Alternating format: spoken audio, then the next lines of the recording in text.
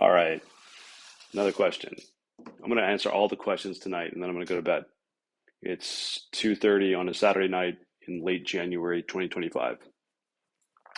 So this question is, why did you choose lawful nonviolence as a governing philosophy for your association? And I mean, it wasn't my idea. Okay, I was facilitating I think it was the first or second meeting. It may have been the first, with some individuals who had arrived on the basis of it being a nonviolent civil resistance meeting. So they were bold. But as we were talking through the basics of the strategic orientation, or what we're calling the core principles of the movement, and kind of working that out, I had proposed several elements of those core principles, like the vision, the mission, and the values. Being a strategic planning consultant who had learned from a great one, Bill Cohen, who was unfortunately passed away last year, but was a retired Air Force general, and a dear mentor and a dear man. Um, I knew that those core principles are really what drive like every organization. It's not like rocket science, but it's good to know that fact is that when you start, a group, it's good to have those things um, settled so that people have like a core reason why they're doing the work, and where they're going, what they're doing, and how they're doing it. We're calling those the core principles. And, I initially proposed, I think the same vision that we still have, Trump and his enablers out of power. The mission, though, was nonviolent civil resistance to Trump and I think it was just to Trump. Maybe it was to his enablers as well. But then someone suggested adding lawful to the front of that. And I was like, man, that's a great idea. I think I had read some piece of Dr. Erica Chenoweth's book, Civil Resistance, What Everyone Needs to Know. It's like a book that you can get on any, bookseller's website, including Amazon, for, you know, I think like 10 US dollars.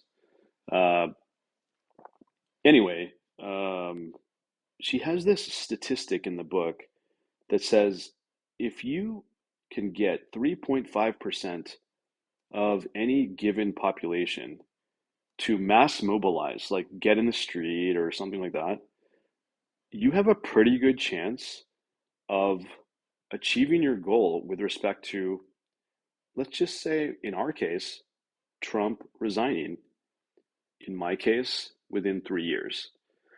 So, how are we going to get 3.5% of the United States population? That's like 12 million people in the streets, right? We got to start somewhere. And like having something be a lawful opportunity prevents, the kinds of consequences that people are worried about when they hear about protesters or disruptors or activists. They may have some sort of, biases or, assumptions about the kinds of actions that people are willing to take to achieve the changes that they wish to see.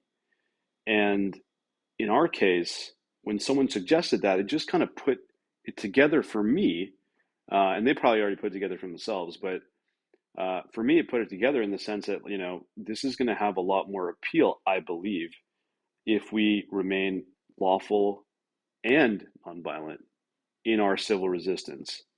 Like I know that civil disobedience, like the sit-ins and the marches and the other kinds of, I'm thinking of the march in, I believe it was Alabama, over that famous bridge whose name I think it's like Edmund Pettus or something like that.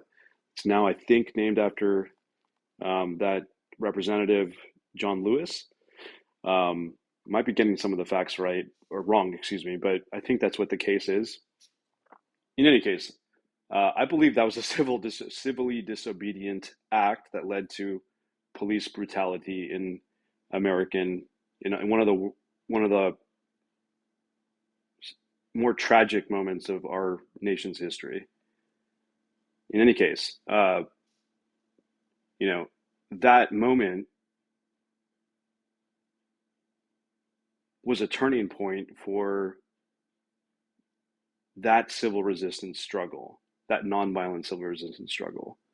So you can't say that civil disobedience um, doesn't have a place in civil resistance movements because it definitely does.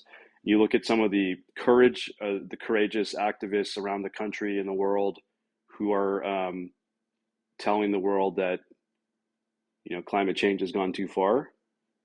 Personally, I'm a bit of a climate change um, believer. I have mixed feelings, but I definitely am impressed by the boldness and the willingness to put one's freedom on the line through acts of civil disobedience that you might see with, people who chain themselves to pipelines, right? Or other things that really force conversation and force people to watch. Now, a lawful nonviolent civil resistance movement is a little bit more plain vanilla. Um, it it reduces, in some ways, it reduces the option set that activists in nonviolent civil resistance movements have.